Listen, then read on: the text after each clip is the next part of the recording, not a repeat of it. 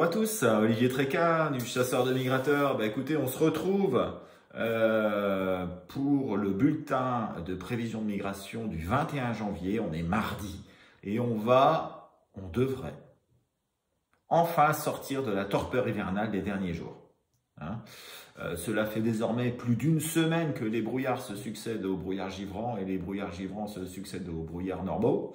Et même si les températures sont froides en France, cela n'engendre aucun mouvement, ou presque, et les oiseaux restent sur leur position. Voilà, depuis vendredi, c'est la même rengaine. Heureusement qu'il y a quelques hivernants qui reviennent d'Espagne, où il a fait aussi très très froid. De ce fait, c'est essentiellement sur le sud-ouest de la France qu'on a le plus d'activité. Mention spéciale pour le souchet, qui devient vraiment la sauvagine de prédilection du chasseur de gibier d'eau français, j'allais dire quelle que soit la saison. C'est sarcelle souchet. Voilà, les deux, les deux canards les plus importants de la chasse française. D'ici à la fin du mois, on devrait donc passer en mode courant océanique, du fait de ce changement de temps qui va intervenir dans les prochaines heures. Le changement, c'est maintenant. Voilà. À cette époque de l'année, c'est souvent synonyme de tempête et de pluie forte. Ce sera le cas avec le premier front qui devrait arriver dans la nuit de mercredi à jeudi avec beaucoup de pluie. Les niveaux d'eau devraient donc encore monter. Il faudra faire attention aux hautes pressions, qui, si elles sont placées correctement, engendrent quasiment, mécaniquement, un mouvement de repositionnement vers nos régions. Bien entendu, il va rester aussi du gibier de réserve qui stationne, alors soit dans les réserves, soit sur les inondations, soit sur les deux. Et c'est le cas. Par exemple, on m'a envoyé une vidéo hier ou avant-hier, sur les basses vallées angevines où il y a du stationnement de pilets en belle bande, en beau paquet. C'est tout à fait intéressant, mais je pense que ça doit être à peu près le cas partout. En Normandie, je sais qu'il y a aussi des réserves qui sont relativement pleines. Je pense qu'il doit y en avoir aussi sur la Sologne, etc. Voilà, un petit peu partout là où il y a des réserves. Et dans ce cas, c'est le plus malin qui tire son épingle du jeu. On m'a raconté une histoire sur la baie de Seine où c'est un gars qui avait attelé que 3 ou 4 canards qui avaient tiré son épingle du jeu. Donc, souvent, quand on a affaire à du gibier méfiant, il faut être particulièrement simple dans son attelage. Pas de champ, pas de forme, des oiseaux pas trop pas alignés. Voilà, faut faire le plus possible pour que ce soit naturel. Vous pouvez d'ailleurs utiliser les attaches doubles qui sur des gros canards type colvert, pilet, chipot, ça donne vraiment des bons résultats parce que ça casse un petit peu tout cet alignement, et les oiseaux sont particulièrement les oiseaux méfiants sont plus attirés par ça. Voilà, c'est plus naturel, les oiseaux chantent plus naturellement. Voilà. Donc voilà, c'est une petite parenthèse. Elles sont disponibles sur le site. Il y a le lien d'ailleurs dans la description de la vidéo. Tout ça pour vous dire que il va falloir faire attention. Il peut y avoir d'ici à la fin de la semaine des beaux mouvements de repositionnement parce que le vent va repasser au sud-ouest, etc. Alors en général, ça dure pas très très longtemps. Ça dure une journée ou deux et puis les oiseaux ils sont passés. Il faudra être là. Alors, vous allez voir dans les vidéos, moi je mets quelques journées les plus favorables. Je pense que Thierry va aussi faire ça. Et j'insiste sur le fait que faut vraiment pas atteler comme à la descente, mais être un peu plus malin. Voilà, un peu plus malin que les autres.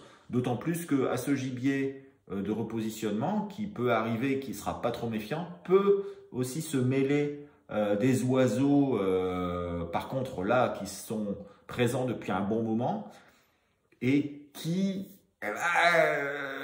connaissent la musique. Hein, donc, il va falloir être très fin pour concilier dans l'attelage un petit peu ces deux aspects d'arrivage et de gibier de réserve. Donc, écoutez, je vous laisse à vos réflexions et je vous dis à vendredi pour voir un petit peu ce qui s'est passé, si vraiment le changement de temps est effectif, ce qui va se passer jusqu'à la fin du mois.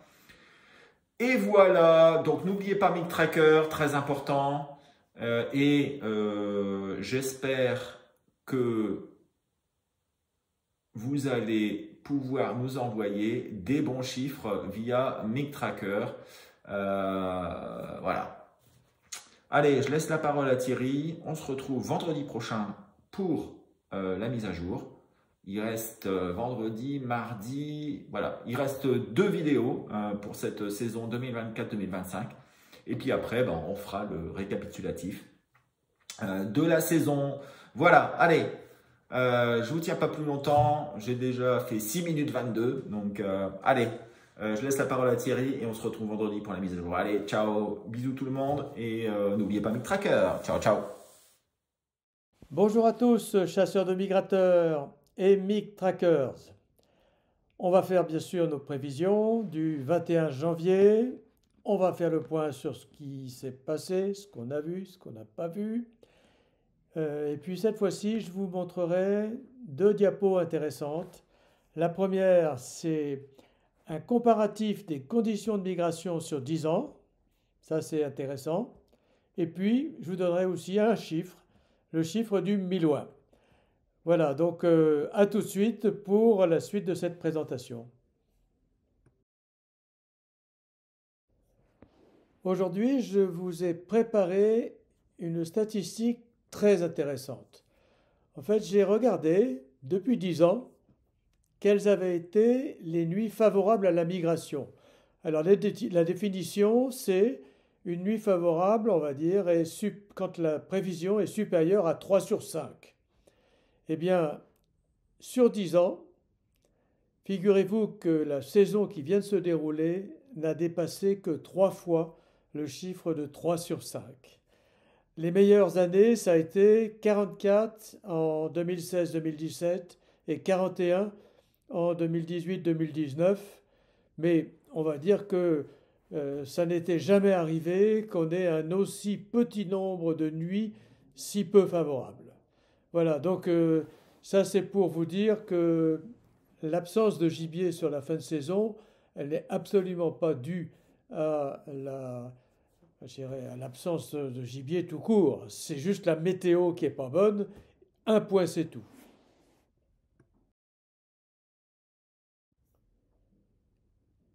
Le nombre de capots continue d'être élevé, donc au-dessus de la moyenne 3 jours sur 5. Et puis un jour en dessous de la moyenne mercredi, malheureusement, donc c'est pas terrible quand même. Pour le nombre de pauses, c'est encore la misère.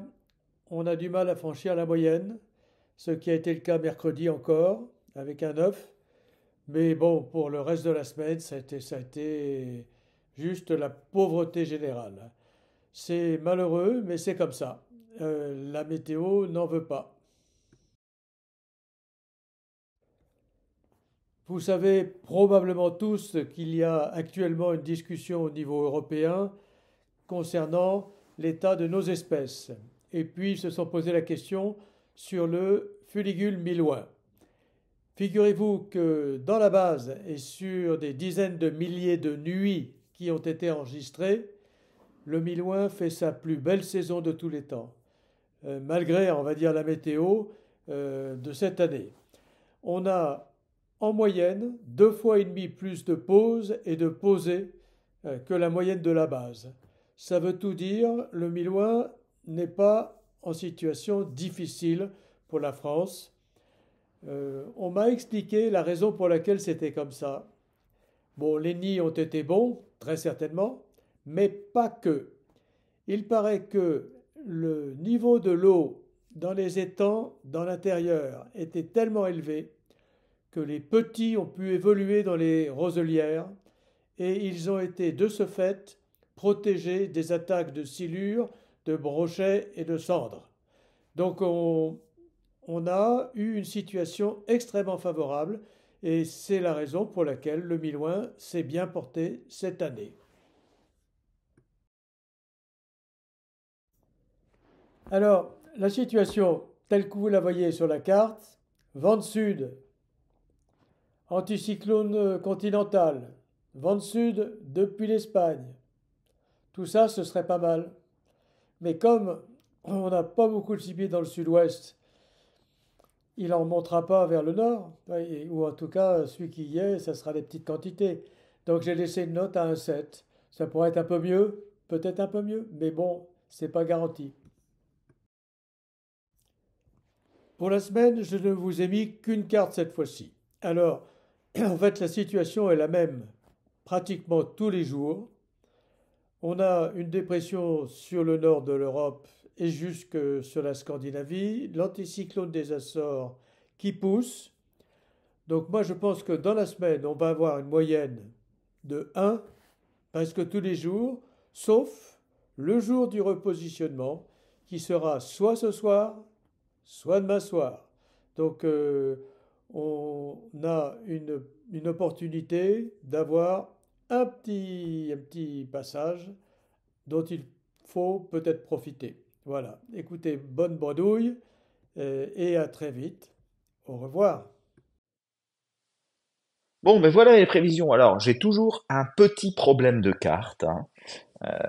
Je sais pas ce qui se passe avec le GFS et l'accès aux données gratuites, mais voilà, c'est un peu compliqué.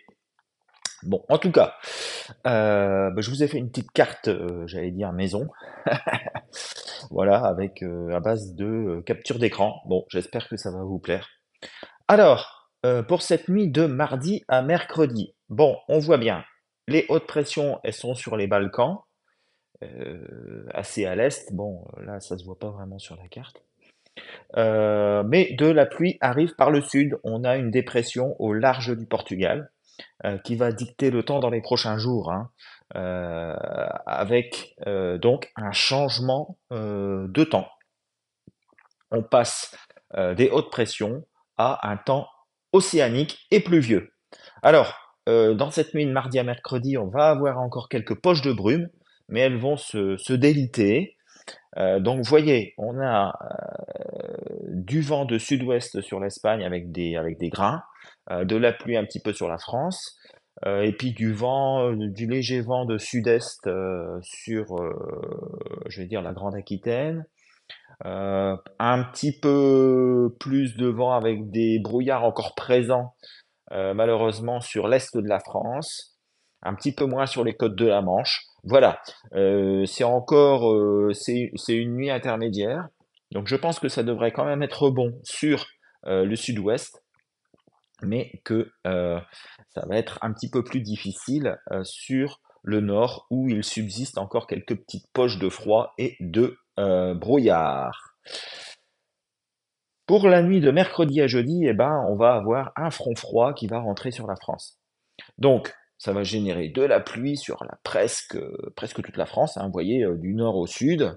Les vents repartent au nord-ouest. Par contre, derrière, là, on a la carte de mercredi à 22 heures. Le front va avancer vers l'est. Et derrière, on va avoir du vent de nord-ouest, hein, avec des températures plutôt fraîches, mais ça va encore. Et ce vent de nord-ouest, derrière le front froid, ça pourrait bloquer la migration. Donc on a en revanche toujours des belles possibilités d'arriver avec du vent de sud sur l'Espagne, du vent de sud aussi sur le Maghreb, hein. Donc il pourrait arriver des oiseaux du Maghreb vers le sud-est, hein, du sud-est qui pourrait partir de Camargue vers le Der et d'Espagne vers le sud-ouest. Et ces oiseaux pourraient être bloqués, hein, par la pluie. Donc une belle possibilité sur le sud-ouest, je dirais de plus, Sur le sud-est également, hein, sur l'est du pays, globalement, 2. En revanche, sur le nord, eh bien, mis à part des oiseaux qui pourraient bouger grâce aux éclaircies derrière le front froid, je pense pas qu'il devrait y avoir grand-chose. Jeudi à vendredi, bah, on a des hautes pressions qui reviennent suite au passage du front froid qui sera sur la Corse, hein, et puis sur les Alpes. Donc, hum, des hautes pressions qui remontent derrière le front froid, c'est très classique et ça peut provoquer des départs d'Espagne, mais pas seulement. Euh, de France aussi vers la Bretagne, voilà, hein, et vers le nord. Donc température douce, dégel complet, sauf bah, sur les massifs. Belle possibilité pour la moitié nord-ouest, hein, avec Pivet, Souchet, Sarcelles, je pense. Ça peut être une bonne nuit sur le nord de la France, sur toutes les côtes de la Manche, et même l'intérieur, avec des oiseaux qui vont profiter du vent, parce qu'il n'y en a pas eu depuis très longtemps, pour pouvoir remonter. Donc cette nuit de jeudi à vendredi, je pense que c'est probablement la meilleure, avec des conditions anticycloniques sur l'Espagne qui favorisent les départs et des conditions de vol qui sont tout à fait intéressantes au-dessus de la France. Vendredi à samedi, pluie au Portugal, du Portugal jusque l'Allemagne, hein, de la pointe de Compostelle hein, jusque l'Allemagne, côte de la Manche, pluie importante. Hein. Il y a des belles conditions avec sur le Portugal avant l'arrivée du front pour des départs vers la France et également de l'Algérie vers la France aussi en passant par les îles Baléares. Euh, Attention aux premières oies, ça m'a l'air tout à fait intéressant, même la veille, hein, avec les conditions anticycloniques sur l'Espagne, ça pourrait être intéressant. Et également des plongeurs en provenance du Maghreb, où je sais que ils en ont pas mal, aussi de Corse. Hein. Ça pourrait être intéressant d'avoir des oiseaux qui remontent de Corse et qui arrivent sur toute la partie est du pays. Mais je pense que globalement, ça devrait être une bonne nuit de plus, comme celle de jeudi à vendredi. Alors, on va falloir choisir entre les deux parce que en général, ça dure pas très très longtemps, hein, les passages de remontée, parce que en général, les vents sont bons et donc c'est très facile pour les oiseaux d'aller de faire des grandes étapes. Mais il se pourrait bien que cette nuit de jeudi à vendredi et vendredi à samedi peut nous apporter des oiseaux, et en particulier quelques onzons. Samedi à dimanche, bah, c'est pareil, à peu près la même que la veille, hein, avec plus de pluie sur le nord, quoique déjà la veille, il y en avait pas mal. Belles conditions, avec les mêmes espèces que la veille, hein, avec des oiseaux en provenance du Maghreb et d'Espagne qui pourraient arriver chez nous en provenance aussi de Corse. Donc je mets 2 étoiles pour toute la France. Voilà. Bah, j'espère que ces nouvelles cartes vous satisfont. Moi, ça me paraît pas mal. C'est un peu différent des autres, mais c'est tout à fait intéressant aussi. Donc pour moi, attention. Oups. Pour moi, attention. Mardi à mercredi, ça pourrait être intéressant sur le sud-ouest. Idem dans la nuit de mercredi à jeudi, où ça pourrait être très intéressant sur le sud-ouest avec une situation de blocage. Enfin, jeudi à vendredi, vendredi à samedi, bah, il va falloir choisir entre les deux parce qu'il va se passer des choses. C'est quasiment certain. Voilà, allez, je vous souhaite une excellente semaine. On se retrouve vendredi pour la mise à jour. Et puis en attendant, bah écoutez, profitez du redoux parce que de toute manière, jusque la fin du mois, on devrait avoir de la pluie et du vent. Voilà, c'est un courant océanique qui va s'installer et qui va durer jusque la fin du mois, voire plus loin. Voilà, allez, n'oubliez pas Milk Tracker, surtout, hein, c'est très important pour euh, répondre.